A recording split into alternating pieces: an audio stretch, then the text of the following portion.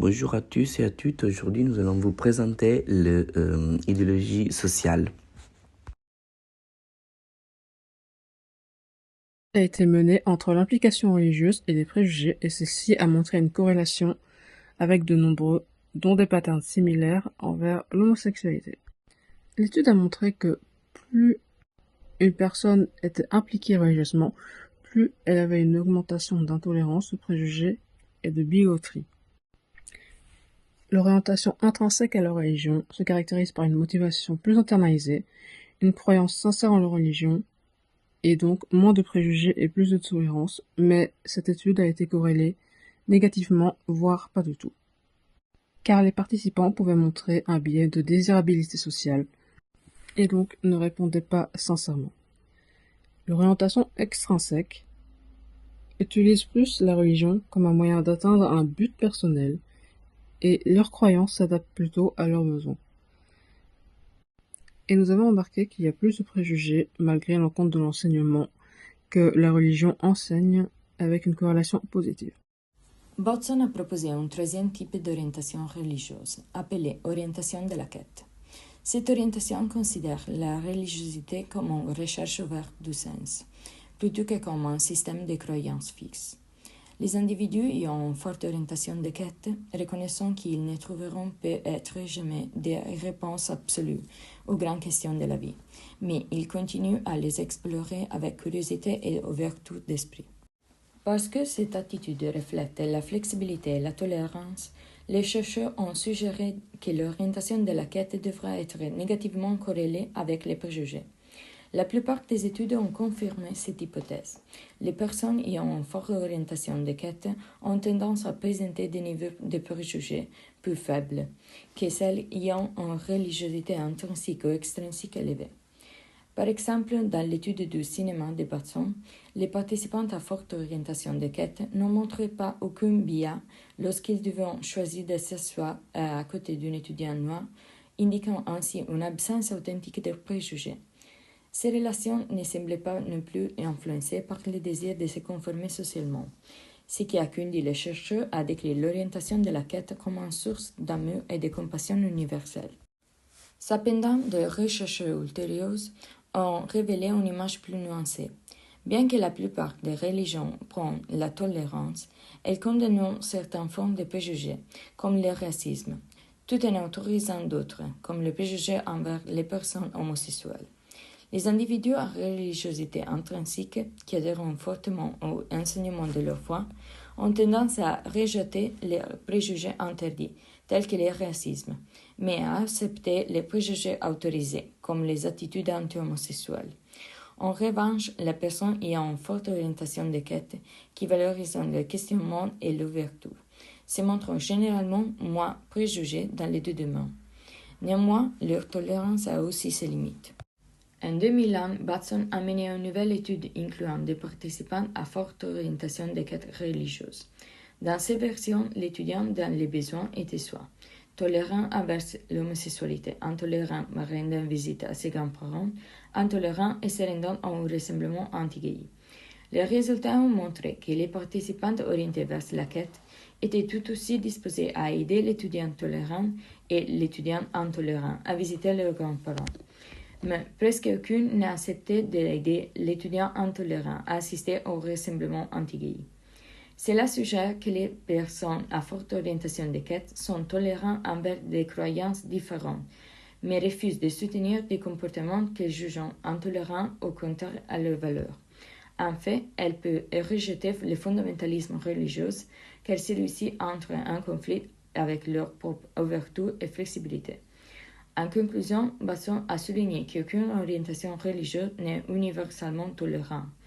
Tant l'orientation intrinsique que l'orientation de la quête comportant des limites d'acceptation.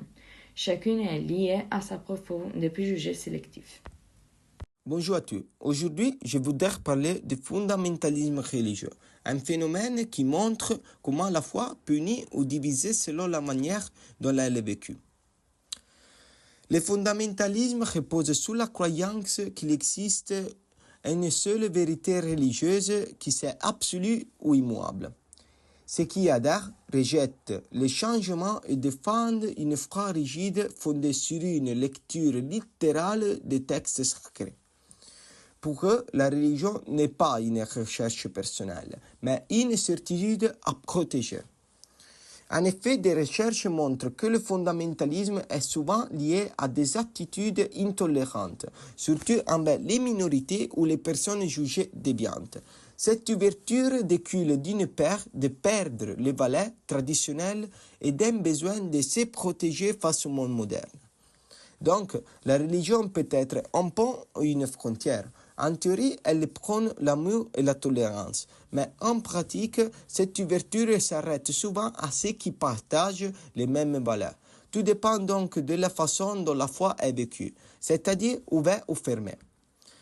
En conclusion, on peut dire que le fondamentalisme religieux n'est pas seulement une question de foi, mais aussi de rapport à la différence. Vécu avec ouverture, la religion unit. Vécu avec religiosité, elle les divise. Donc, je vais vous présenter le lien entre l'orientation politique et les préjugés.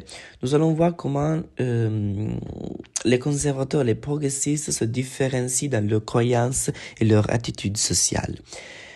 D'abord, plusieurs recherches montrent que les croyances conservatistes sont associées à deux dimensions idéologiques, l'orientation de dominance sociale et l'autoritarisme de droite, qui on a déjà vu. Donc, nous savons que ces deux dimensions favorisent la formation des stéréotypes et donc de préjugés. Autrement dit, que pour les conservateurs, c'est le système de croyances qui sert souvent à justifier leurs préjugés. Une autre explication repose sur le modèle d'attribution des valeurs du préjugé, selon lequel les conservateurs ont tendance à blâmer les individus pour l'événement négatif, surtout lorsqu'ils violent les valeurs sociales. Donc, les progressistes, au contraire, attribuent plus souvent la responsabilité des facteurs externes, indépendants du contrôle personnel. Il y a aussi une recherche de Lambert et Justin qui ont montré que les conservateurs expriment des attitudes plus négatives envers les Afro-Américains parce qu'ils sont perçus comme ne respectant pas l'éthique du travail. Et donc, la différence d'attribution entre les deux est expliquée par une étude de Skitka qui démontre que même les conservateurs et les progressistes, au départ, attribuent la responsabilité des événements négatifs aux individus. Mais c'est la différence est donnée après une élaboration de la réponse. Et en ces cas-là, les progressistes sont plus susceptibles à changer leur opinion. Et donc, les progressistes ne sont pas exempts de préjugés. Et donc, selon David et Gerner, les conservateurs manifestent des préjugés symboliques, tandis que les progressistes présentent plutôt des préjugés aversifs, plus ils implient souvent inconscientes. Et donc, il y a une étude de Neil, Ellen, Harton et Decker qui montre d'ailleurs que chez les progressistes, il y a un sentiment racial négatif qui peut être compensé par une sympathie plus forte envers les minorités. Les attitudes relatives aux politiques sociales. Généralement, les personnes dont les croyances politiques sont conservatrices ont des attitudes plus négatives à l'égard des politiques sociales destinées à accroître l'égalité entre les groupes que les personnes progressistes. La discrimination positive est sans doute la plus connue et la plus controversée de ces politiques. 3 explications principales permettent de comprendre pourquoi les conservateurs y sont plus opposés. La première est que le conservatisme est corrélé aux préjugés. Les conservateurs s'opposeraient à ces programmes parce qu'ils ont des préjugés. La deuxième, parallèle à la première, avance que le conservatisme est lié au COD, le Social Dominance Orientation, c'est-à-dire une préférence pour la hiérarchie sociale. Les conservateurs seraient anti-égalitaristes. La troisième explication est appelée selon les cas conservatisme de principe, objection de principe et politique de principe. Cette hypothèse propose que les conservateurs s'opposent à la discrimination positive parce qu'ils croient sincèrement à certains principes, comme l'équité, le mérite individuel et une gouvernance minimale. L'interprétation de ces recherches est compliquée par le fait que le terme « discrimination positive » a plusieurs significations et que les attitudes des gens varient selon la signification qu'ils lui donnent. La discrimination positive signifie établir des politiques et des procédures qui assurent l'égalité des chances pour les femmes et les groupes minoritaires.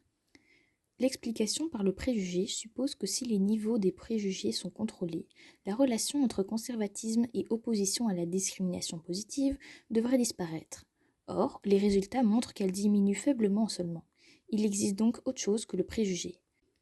Pour l'explication anti-égalitariste, c'est la même chose.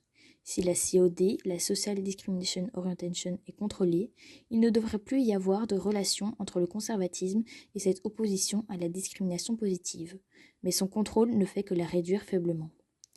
L'explication par l'objection de principe est plus difficile à évaluer car plusieurs principes sont concernés. 2 vont être étudiés ici. L'égalité et la gouvernance minimale. Concernant l'égalité, les conservateurs considèrent la discrimination positive comme inéquitable car elle favorise un groupe sur un autre. La première difficulté que rencontre cette mode de pensée est que les perceptions d'équité sont elles-mêmes liées aux préjugés et à la COD. Les gens qui ont des préjugés et ceux qui ont une forte COD sont plus susceptibles de considérer l'absence d'équité comme une objection à la discrimination positive que les gens qui ont moins de préjugés et ceux qui ont un faible COD. Peut-être en tant que moyen de justifier leurs préjugés. La deuxième difficulté est que l'objection d'équité devrait s'appliquer de la même manière à tous les groupes. Les conservateurs sont plus opposés à la discrimination positive pour les Afro-Américains que pour les femmes, car les femmes sont perçues comme plus méritantes. Quand le mérite est contrôlé, cette différence disparaît, ce qui suggère que l'objection d'équité est en partie contaminée par le préjugé. Concernant la gouvernance minimale, les conservateurs estiment que puisque les programmes produisent de la bureaucratie coûteuse et inefficace, si on doit agir pour les inégalités sociales, ce sont les privés et pas le gouvernement qui devraient y travailler. Cela implique que les conservateurs doivent appuyer les programmes anti-discrimination financés par le privé et s'opposer aux programmes gouvernementaux. En conclusion, les recherches montrent une corrélation modérée entre conservatisme et préjugés influencés par la SDO et la RWA, l'autoritarisme de droite. Certains conservateurs ont des préjugés, d'autres non. Les progressistes aussi peuvent en avoir, mais ils manifestent plutôt des préjugés aversifs, tandis que les conservateurs montrent des préjugés symboliques modernes. Enfin, une partie de l'opposition conservatrice à la discrimination positive repose sur des principes sincères, même si ces principes peuvent aussi servir à justifier des préjugés. Et ça sera tout pour notre présentation et nous vous remercions pour votre attention. Is my mom here? It's just us. You and us. Who you were in the park with? I don't know names. I just got lost. Where did you see the lady? One lady. The female jogger was severely beaten and raped. Every black male who was in the park last night is a suspect. I need all of them. What's going on with my son? Your son was involved in a rape in Central Park. No, Wait a minute. Wait a second. They saw you rape the lady. I didn't see a lady or hit anyone. I didn't see any lady. Kevin. I didn't see any lady. I want to see my son right now. Right now. Whatever they said I did, I didn't. I know. Zoning on the road. Nothing in these boys' state matches the central facts of the crime. All we need is for one to tie this whole thing together. These tapes are not as clean as the state would have you believe. There is injustice happening here. There is not one shred of evidence. Imagine the frenzy of these teenagers ripping off her They clothes. are innocent of these They crimes. are guilty.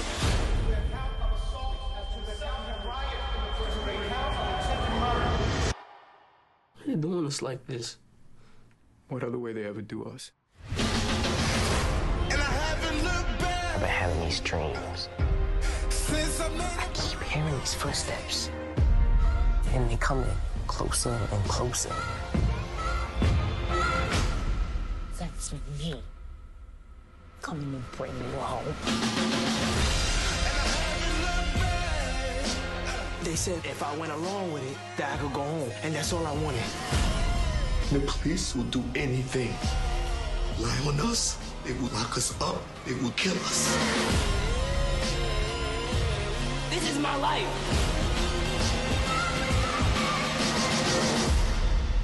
I don't think we should admit to something that we didn't do. Okay, we keep fighting.